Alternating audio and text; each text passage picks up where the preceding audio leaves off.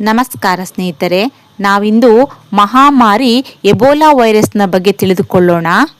Ebola ಯಾವ news ನೋಡಿದ್ರೂ ಈ ಭಯಾನಕ ಎಬೋಲಾ ವೈರಸ್ದೇ ಬರ್ತಾ ಇದೆ.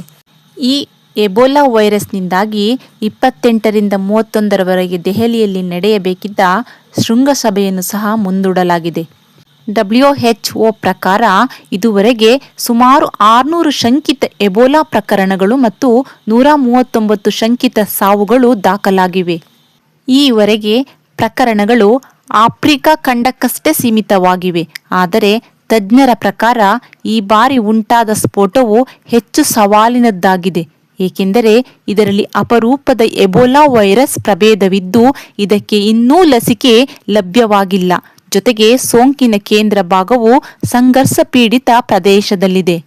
ಎಬೋಲಾ ಒಂದು ಅಪರೂಪದ ಆದರೆ ಮಾರಕವಾದ ವೈರಸ್ ರೋಗವಾಗಿದೆ. ಎಬೋಲಾ ವೈರಸ್ ಸಾಮಾನ್ಯವಾಗಿ ಪ್ರಾಣಿಗಳನ್ನು, ವಿಶೇಷವಾಗಿ ಹಣ್ಣು ತಿನ್ನುವ ಬಾವಲಿಗಳನ್ನು ಸೋಂಕು ಮಾಡುತ್ತದೆ. ಆದರೆ ಕೆಲವೊಮ್ಮೆ ಜನರು ಸೋಂಕಿತ ಪ್ರಾಣಿಗಳನ್ನು ತಿನ್ನುವಾಗ ಅಥವಾ ಮುಟ್ಟುವಾಗ ಮಾನವರಿಗೆ ಈ ರೋಗ ಹರಡಬಹುದು. ಸೋಂಕಿನ ಲಕ್ಷಣಗಳು ಕಾಣಿಸಿಕೊಳ್ಳಲು 2ರಿಂದ 21 ದಿನಗಳು ಹಿಡಿಯಬಹುದು. ಆರಂಭದಲ್ಲಿ ಇದು ಜ್ವರ, ತಲೆನೋವು ಮತ್ತು ದೌರ್ಬಲ್ಯದಿಂದ ಫ್ಲೂ ಅಥವಾ ಮಲೇರಿಯಾದಂತೆ ಕಾಣಿಸುತ್ತದೆ. ರೋಗ ಮುಂದುವರಿದಂತೆ ವಾಂತಿ ಮತ್ತು ಜಲದೋಷ ಕಾಣಿಸಿಕೊಳ್ಳುತ್ತವೆ ಮತ್ತು ಕೊನೆಗೆ ಅಂಗಾಂಗ ವೈಫಲ್ಯಕ್ಕೂ ಕಾರಣವಾಗಬಹುದು. ಈ ವೈರಸ್ ಸೋಂಕಿತ ವ್ಯಕ್ತಿಯ ರಕ್ತ, ವಾಂತಿ ಮುಂತಾದ ದೇಹದ ದ್ರವಗಳ ಸಂಪರ್ಕದಿಂದ ಒಬ್ಬರಿಂದ ಮತ್ತೊಬ್ಬರಿಗೆ ಹರಡುತ್ತದೆ. ಹಿಂದೆ ಎಬೋಲಾ ಸ್ಫೋಟಗಳು ಚಿಕ್ಕ ಮಟ್ಟದಲ್ಲಿದ್ದು ಗ್ರಾಮೀಣ ಪ್ರದೇಶಗಳಿಗೆ ಮಾತ್ರ ಸೀಮಿತವಾಗಿದ್ದವು. ನಗರೀಕರಣದಿಂದ ಜನಸಂಖ್ಯೆ ಈ ವೈರಸ್ನ ನೈಸರ್ಗಿಕ ಮೂಲಗಳತ್ತ ಹತ್ತಿರವಾಗುತ್ತಿದ್ದು ಸೋಂಕು ಹರಡುವ ಅಪಾಯ ಹೆಚ್ಚುತ್ತಿದೆ.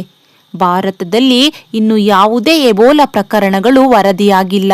ಪ್ರಯಾಣಿಕರು ಜ್ವರ, ವಾಂತಿ, ಜಲದೋಷ ಅಥವಾ ರಕ್ತಸ್ರಾವದಂತಹ ಲಕ್ಷಣಗಳು ಕಂಡುಬಂದರೆ ಅಥವಾ ಸೋಂಕಿತ ವ್ಯಕ್ತಿಗಳೊಂದಿಗೆ ನೇರ ಸಂಪರ್ಕ ಹೊಂದಿದ್ದರೆ 21 ದಿನಗಳೊಳಗೆ ತಕ್ಷಣ ವಿಮಾನ ನಿಲ್ದಾಣದ ಆರೋಗ್ಯ ಅಧಿಕಾರಿಗಳಿಗೆ ಮಾಹಿತಿ ನೀಡಬೇಕು ಹಾಗೂ ವೈದ್ಯಕೀಯ ಚಿಕಿತ್ಸೆ ಪಡೆಯಬೇಕು ಎಂದು ಸೂಚಿಸಲಾಗಿದೆ. ಇದಿಷ್ಟು ಎಬೋಲಾ ವೈರಸ್ನ ಬಗ್ಗೆ ಮಾಹಿತಿಯಾಗಿತ್ತು. ಧನ್ಯವಾದಗಳು ಸ್ನೇಹಿತರೆ.